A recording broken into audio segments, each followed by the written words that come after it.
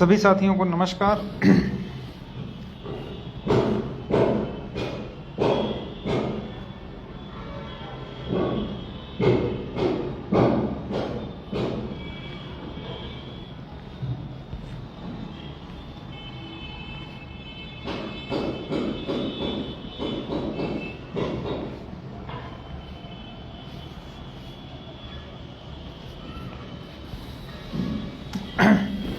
मनीष भाई नमस्कार, दीपक भैया, आलोक, भानु प्रताप, जितने भी साथी जुड़े जा रहे हैं सभी साथियों को नमस्कार। कोई एक लोग कमेंट कर दो, आवाज़ आ रही, क्लियर नहीं आ रही?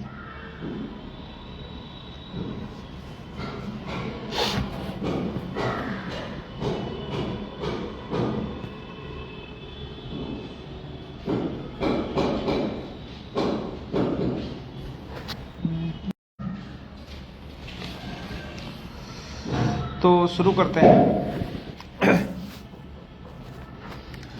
वर्तमान में तो सभी लोग देख रहे हैं ओम प्रकाश राजभर जी के विषय में और अन्य जो पॉलिटिकल स्थितियां बन रही हैं उसमें किस तरीके की उठापटक इस समय लगी हुई है। हालांकि उससे उतना प्रभाव नहीं पड़ेगा क्योंकि मामला कोर्ट में विचाराधीन है, तो रास्ता वहीं से निकलेगा। अन्य किसी रास्तों पर जाना सहायक तो हो सकता है, लेकिन पूर्ण रूप से उसका निदान नहीं होगा। तो साथियों, अब अपना जो मैटर है वो ट्यूसडे में यानी मंगलवार को ही तो 5 पड़ रही, हाँ 5 तारीख को लिस्टेड है। अभी जो बहस है ATRE का मुद्दा है, तो उसी पर बहस कंटिन्यू होगी। अभी EWS मैटर पर भी जजमेंट आया है। बहुत सारे लोग अपने अपने हिसाब से उस पर अपनी अपनी चीज़ें सजेस्ट कर रहे हैं, लेकिन उस जजमेंट को लेकर के और जो ओम प्रकाश शुक्ला साहब का जजमेंट है, उस जजमेंट को जब मैंने पढ़ा तो सबसे बड़ी बात ये निकल करके आई, जिन ग्राउंड्स के आधार पर हमारी अपील रिट सिंगल बेंच को ATRE मुद्दे पर अलाउ करनी चाहिए थी, वो नहीं किया ATRE पर, और ATRE के मुद्दे पर ही EWS डिसमिस कर दिया, खारिज कर दिया। कहने का मतलब था कि 2 कंट्राडिक्टरी चीजें थी, पहली EWS और दूसरा अपना रिजर्वेशन। अगर EWS खारिज हो, जिन ग्राउंड पर खारिज होनी थी उसी ग्राउंड पर हमको 100% सारे फैक्ट्स कंसीडर करते हुए, ATRE को कंसीडर करते हुए हमको totally in favour OBC SC category के फेवर में जजमेंट लिखना चाहिए था। लेकिन उन चीज़ों को सिंगल बेंच ने कंसीडर नहीं किया ATRE को, और ATRE मुद्दे को कंसीडर करते हुए सिंगल बेंच ने EWS को खारिज कर दिया। मतलब शमशेरी साहब का ऑर्डर, ओम प्रकाश शुक्ला साहब का ऑर्डर, दोनों एक दूसरे के अपोजिट हैं, कंट्राडिक्टरी। क्योंकि अगर शमशेरी साहब को ऑर्डर मान लिया जाए तो ओम प्रकाश शुक्ला का ऑर्डर गलत है, अगर ओम प्रकाश शुक्ला का मान लिया जाए तो शमशेरी सिंह का ऑर्डर गलत है। दोनों कंट्राडिक्टरी थी, अपोजिट थी। क्योंकि अगर हम अलाउ होते तभी वो खारिज होती, लेकिन हमको अलाउ भी किया, उसको खारिज भी किया। मतलब दोनों तरीके से सीधे सीधे आप ये कह सकते हैं कि मनमाना ऑर्डर जो समझ में आ गया उसी तरीके से चीज़ों को लिख करके ख़त्म कर दिया गया। ठीक है, तो इसीलिए हम लोगों की अपील डिवीज़न बेंच में पेंडिंग है। अभी जो बहस हुई है, जो जस्टिस मसूदी साहब हैं, तो सब कुछ हमारे आर्गूमेंट्स हैं, बहुत सारी चीज़ें हैं, अभी तो बहुत कुछ निकलना बाकी है तर्क से, तो उन सब चीज़ों में है। लेकिन एक जो सबसे महत्वपूर्ण चीज़ वो पकड़े बैठे हैं, वो ATRE को ही ओपन कंपटीशन मान रहे हैं।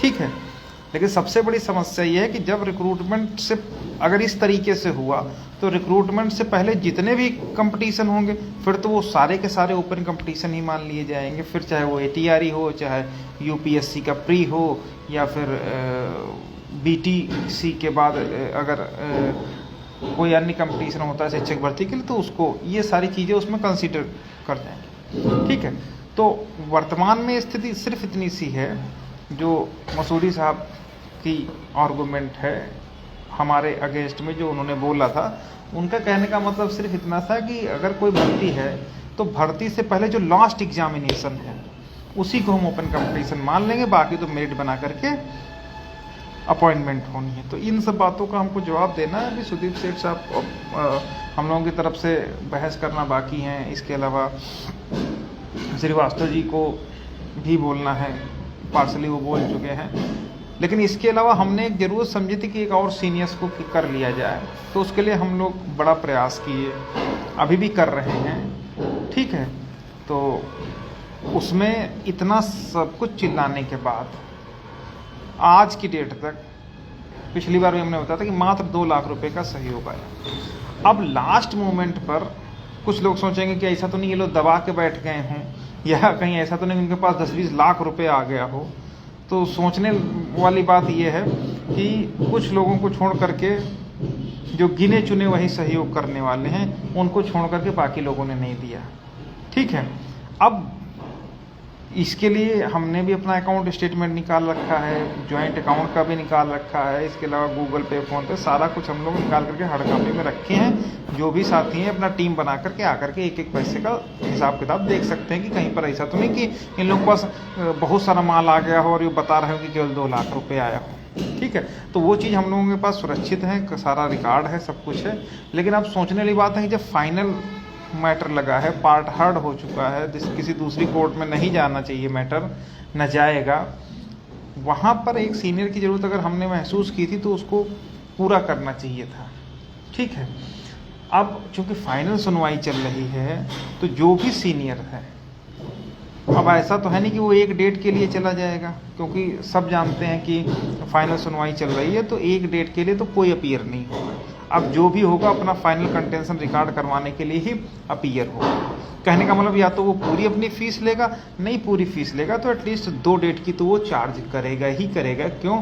क्योंकि अब ऐसा तो है नहीं कि एक दिन तुम्हारा कंटेंशन पूरा हो गया तो दूसरे दिन भी जा सकता है बहस के दौरान, ठीक है। तो फिर ये ऐसा नहीं होगा कि हाँ बिना पूरा किए ही भाग जाएं।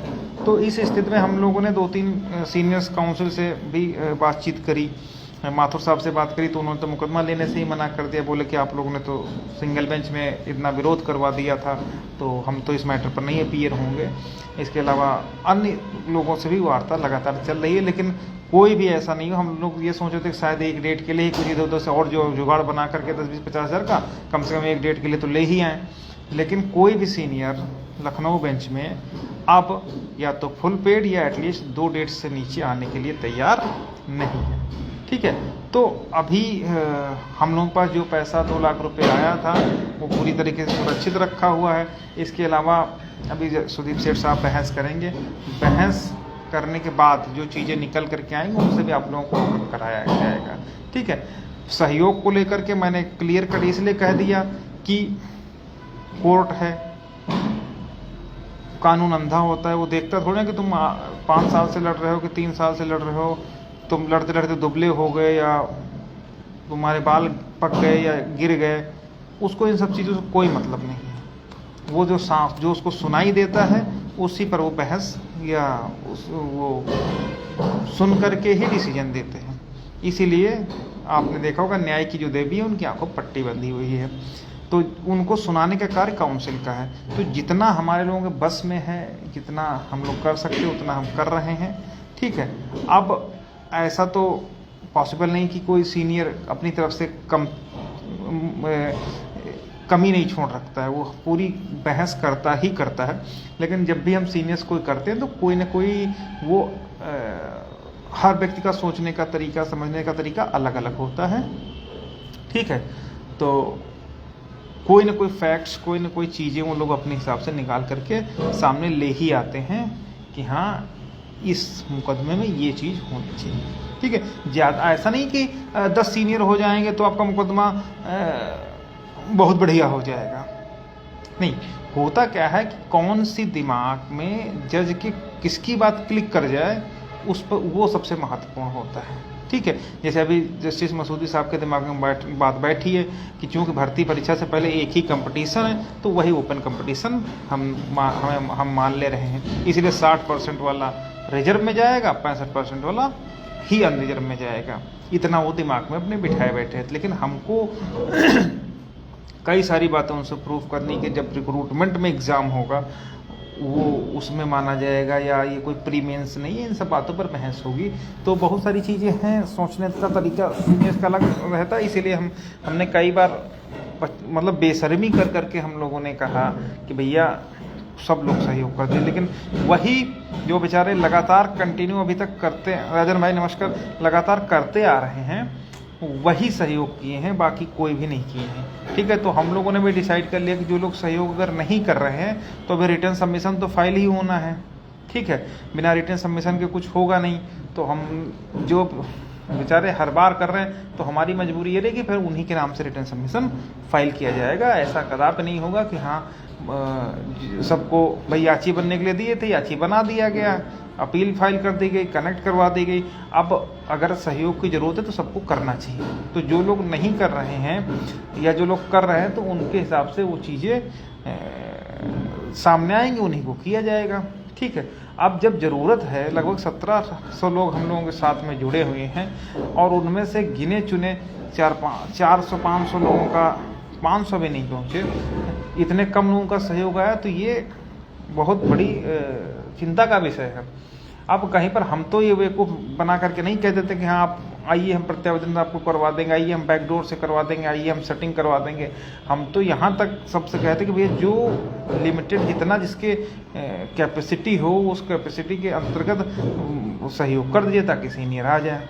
ठीक है, लेकिन अब नहीं ध्यान दिया तो भैया जितना हम लोग कर पाएंगे उतना करेंगे। ऐसा तो है नहीं कि हमारे पास या टीम के पास कि बहुत कुछ है जो हम तुरंत उठा करके लगा देंगे, क्योंकि मुकदमा भी फाइनल सुनवाई पर है। तो जो भी सीनियर आएगा वो अच्छा खासा पैसा लेगा, अपना 2 डेट का कम से कम चार्ज करेगा। ठीक है, तो ये सब बातें थी, इसके विषय में हम लगातार चिल्ला करके बेशर्मी कर करके सब कुछ बताया गया, लेकिन बहुत सारे हमारे साथियों ने ध्यान नहीं दिया। ठीक है, अब जितना है जिस लेवल से हम लोग कर सकते हैं उस लेवल से करेंगे। ठीक है, अगर सहयोग आ जाता है तो एक टॉप मोस्ट 1-2 डेट के लिए फाइनल कंक्लूड करने के लिए हम उनको करेंगे।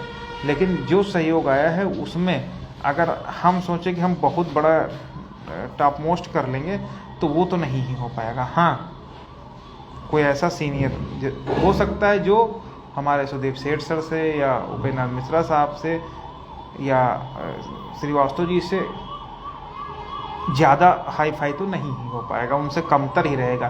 फिर सोचना ये है कि जब इतने लोग हमारे पास ऑलरेडी बड़े हैं नाम, तो फिर कम पैसे में छोटे को क्यों किया जाए। इसीलिए हम लोगों ने प्रयास किया था कि एटलीस्ट इन सब के टक्कर का या इनसे बड़ा सीनियर कोई अगर संभव हो तो ले आया जाए।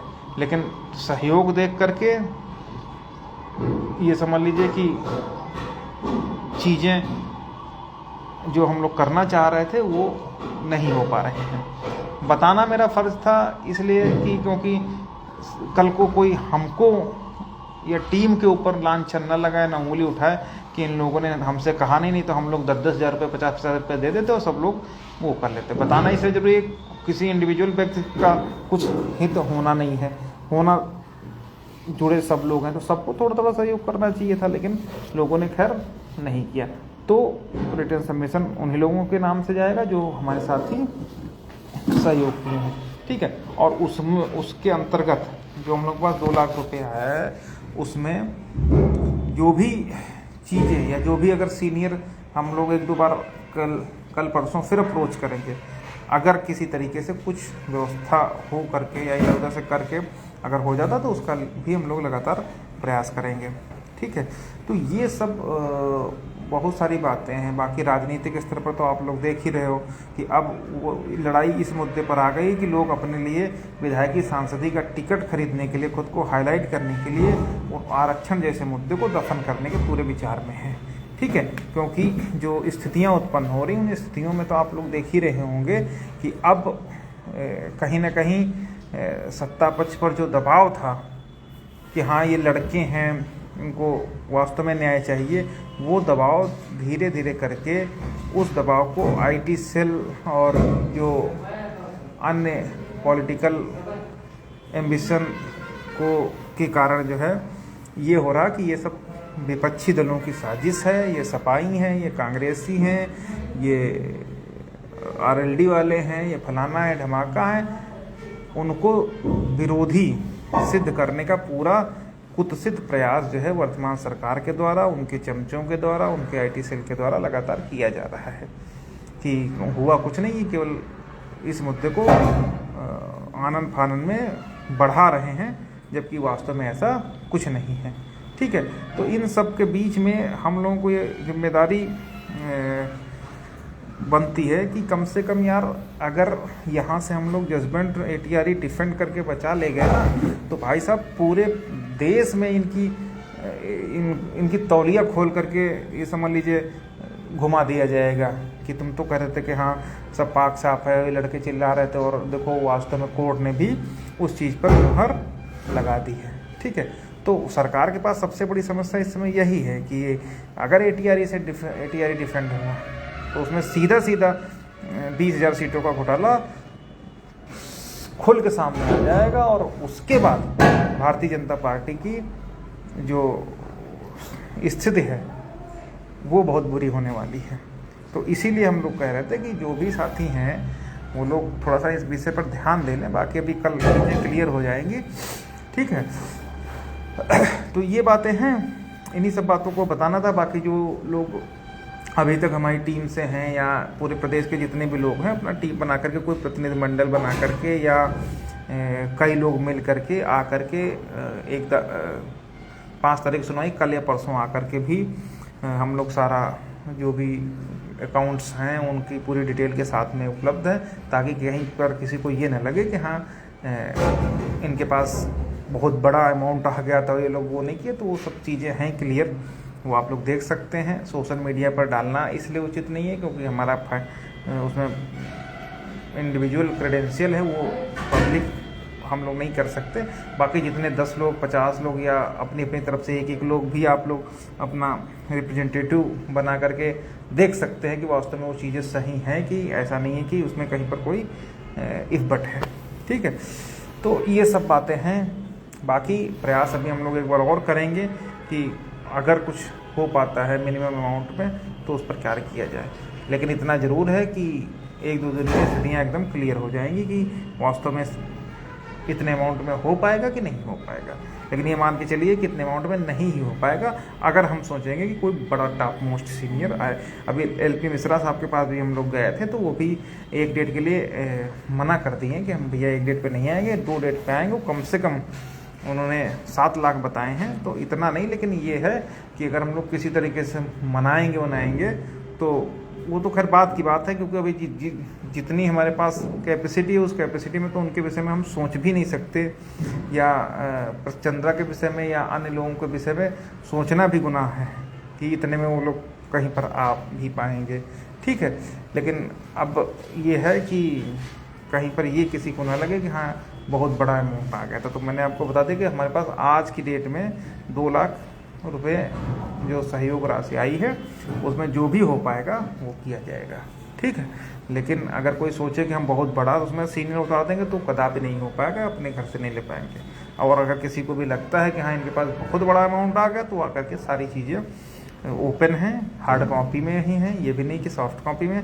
हार्ड कॉपी में एक चीज़ बाय डेट सब कुछ चेक कर सकता है कि क्या स्थिति है, और जो भी साथी सहयोग की वो भी अपना रिप्रेजेंटेटिव बना करके देख सकते हैं कि हाँ भाई आपको जानने का हक है कि वास्तव में अमाउंट आया कि नहीं है, तो वो भी लगातार देख करके अपना काम कर सकते हैं। ठीक है, लेकिन जितनी चीज़ें हैं उन हिसाब से जो भी हमारा बेस्ट है वो हम लोग करने का प्रयास करेंगे।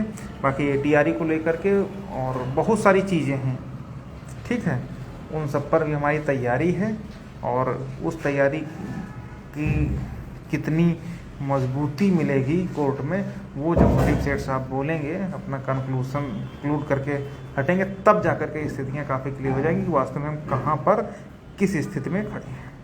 ठीक है, और बाकी मैंने रिटर्न सबमिशन के लिए बता ही दिया कि केवल उन्हीं हमारे साथियों की तरफ से रिटर्न सबमिशन होगा जो बेचारे सहयोग किए हैं, हमारी भी मजबूरी है। तो ये सब चीज़ें हैं, और बाकी चीज़ें 1-2 दिन में आप लोगों के सामने क्लियर हो जाएंगी कि सीनियर्स का क्या स्थिति है। ठीक है, बहुत बहुत धन्यवाद।